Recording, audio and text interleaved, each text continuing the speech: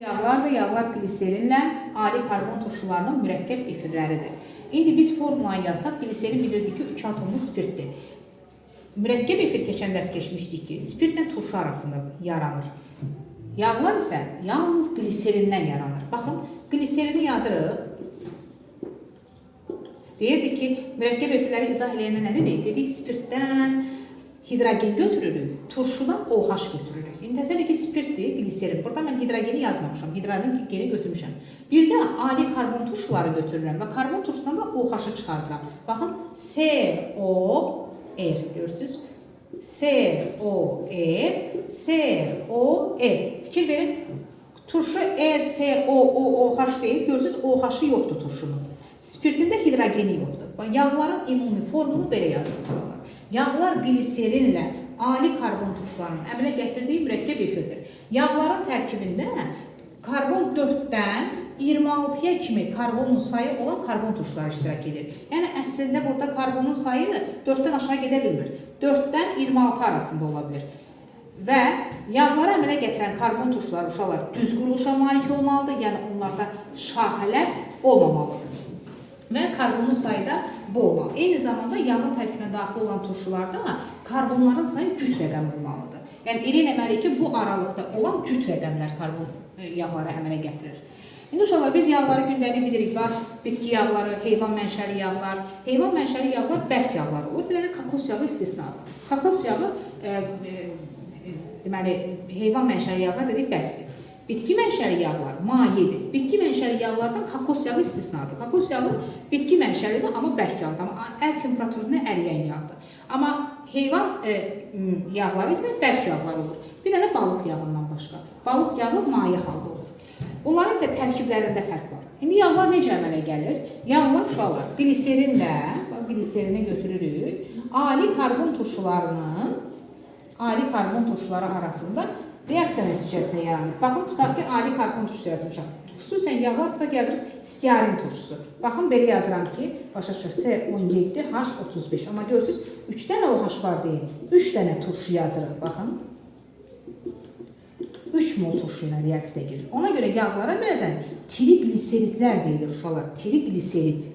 Buradan bax, spirtdən hidrogen, turşudan OH çıxır və əmələ gəlir belə bir yağ. Yəni, qalan hissəni yazıram. Baxın, CO belə də yaza bilərəm, açıq formada da belə də rabitəni göstərərək də yaza bilərəm. C17H35. Görürsünüz? Uşaqlar, yağları əmələ gətirən karbon turşuları eyni də ola bilər, fərqli də ola bilər. Baxın, bu, məsələn, biz burada yazdığımız stiarin turşusunun trigliserididir. Yəni, stiarin turşusundan əmələ gəlir. Amma ola bilər ki, məsəl üçün, bunlar fərqli olsun. Biri stiarin olsun, biri tutaq ki, polimetrin turşusu olsun. Əgər eyni karbon turşusundan yaranırsa, yəni eyni karbon turşusunun trigliserididirsə, buna deyilir sadə yağlar. Digərlərinə deyilir mürəkkəb yağlar. Təbiətdə işlətdiyimiz yağlar isə hər iki yağın qarışığından yaranır. Yağların uşaqlar, buradan və 3 mol su çıxır. Belə başa düşürük ki, yağların tərkibində gliserin və 3 mol karbon turşuları ola bilər.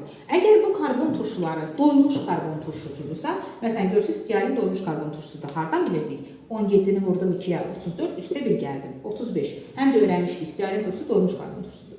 Doymuş karbon turşusundan yaranan yağlar bərk yağlardır. Məsələn, bu bərk yağdır. Əgər mən bura 35 yox, bura məsələn 33, 31, 29, yəni olein, linol, linalen kimi turşuları yazsam, artıq həmin yağ olur maye yağ. Deməli, doymuş karbon turşularının trigliseritləri bərk yağdır, doymamışların trigliseritləri isə maye yağlardır. İndi yağların iki cür əsas vacib reaksiyaları var uşaqlar. Yağlar hidrolizə uğrayır. Yağlar hidrolizə uğrayanda, yəni hidroliz etdikdə bu dönəm reaksiyadır. Nədən yaranıbsa, özü nədən əmələ gəlibsə ona aiddir. Əmələ gəlir gliserin, sözlə yazıram. Gliserin və 3 mol ali karbon turşuları, yəni hansı karbon turşusundan əmələ gəlir, 3 mol həmin karbon turşusuna ayrılır. Şöyle, keçən dərsdə sabun mövzusuna keçdik ki, biz yağların üzərinə natrium OH və ya kalium OH gəlsək, bu zaman əmələ gəlir gliserin və sabun. Üstəgəl sabun. İndi bu reaksiyanı yazırıq və bu reaksiya sabunlaşma reaksiyası deyil. Tutaq ki, hər hansı bir yağ yazaq. Tutaq ki, yazaq, elə və yaxın yaza bilərik, stiarin turşusunun trigliseridir.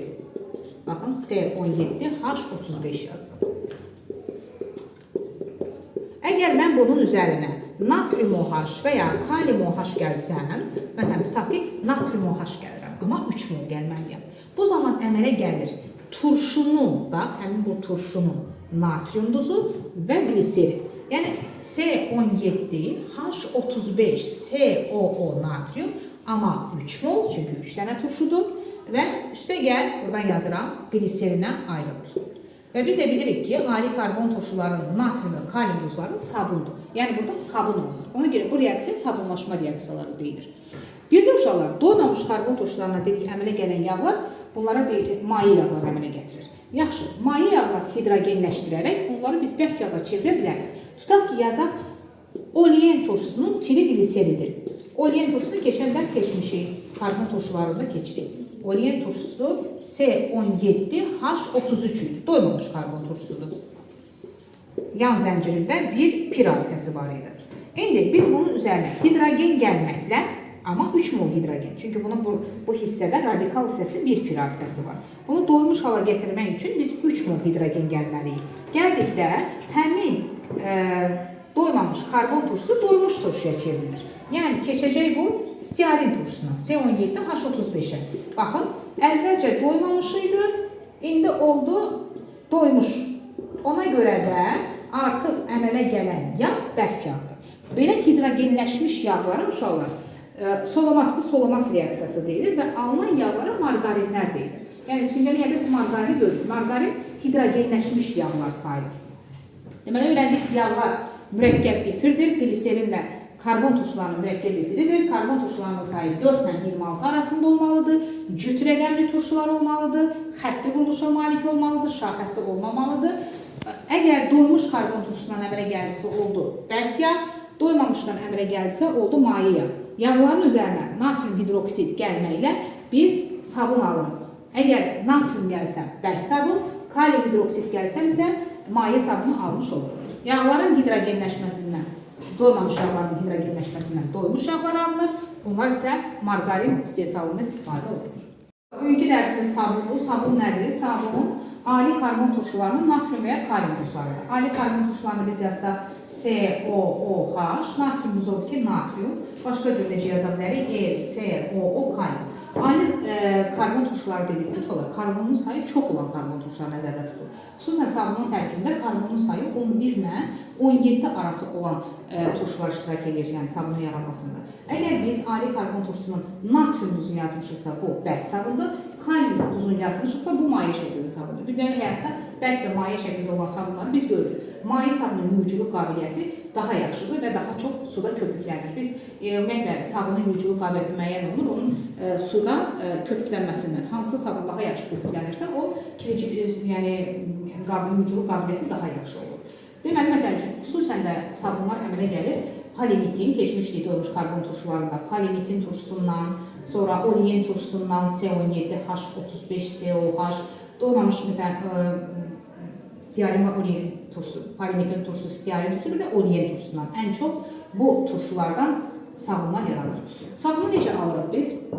Deməli, sabunu almaq üçün adi karbon turşuları götürürük. Məsəl üçün, turşusu götürdüm. Üzərinə, əgər bərk sabun almaq istəyirəmsə, natrium OH, maye sabun almaq istəyirəmsə, kalium OH gəlir.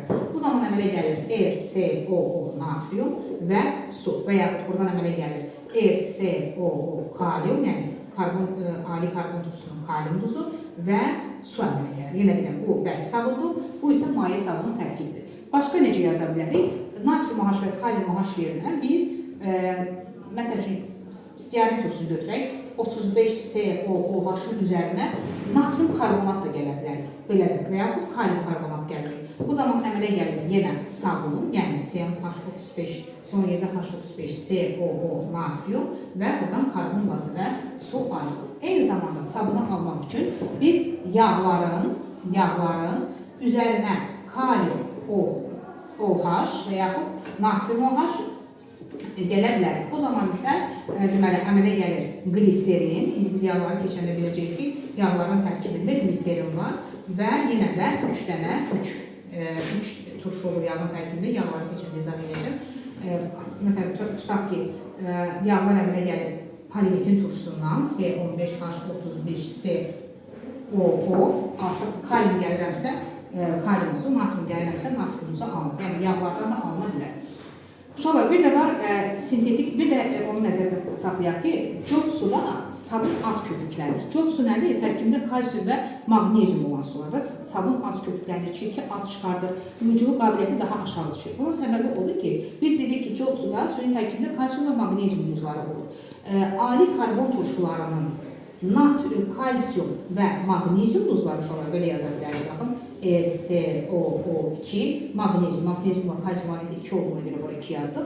Bu duzlar köküntüdür, yəni suda həll olunur. Ona görə də sabun cod suda köpüklənmir. İndi keçiriş olar sintetik yuyucu vasitələri. Sintetik yuyucu vasitələr ali spirtlərin sulfat turşusu ilə əmələ gətirdikləri mürəkkəb efirlərin natrium duzudur. Yəni, formul kimi belə yaza bilərik. Ali spirtlər dedikdə, dedik, karbonun sayı çox olan spirtlər nəzərdə tutulur. Məsələn, deyirik ki, sabunun tərkibində 11-17 arası karbonlar olur. Sintetik yuyucu vasitələrdə isə 12-18 arası karbon sayı o qədər karbonu olan ali spirtlər iştirak edir. Deməli, sintetik yuyucu vasitələri necə alırıq? Sintetik yuyucu vasitələri almaq üçün biz birinci spirtlərin, ali spirtlərin sulfat turşusu ilə efirləşmə reaksiyasına aparır. Yəni, birinci efirləşmə reaksiyası verir.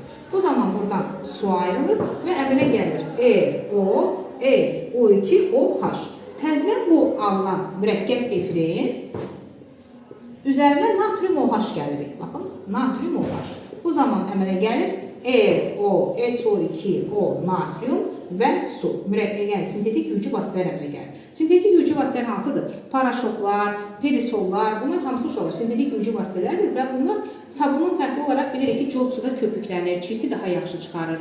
Bunun səbəbi odur ki, sintetik yuyucu vasitələrin kalsium və maqnezium duzları var, belə yazacaqlar, kalsium və ya maqnezium duzları sabundan fərqli olaraq, deməli, bunlar suda həll olan maddələrdir, yəni çöküntülər deyirlər. Ona görə də bunlar sintetik yuyucu vasitələr, yuyuculuq qabiliyyəti, yəni cod suda daha yaxşıdır.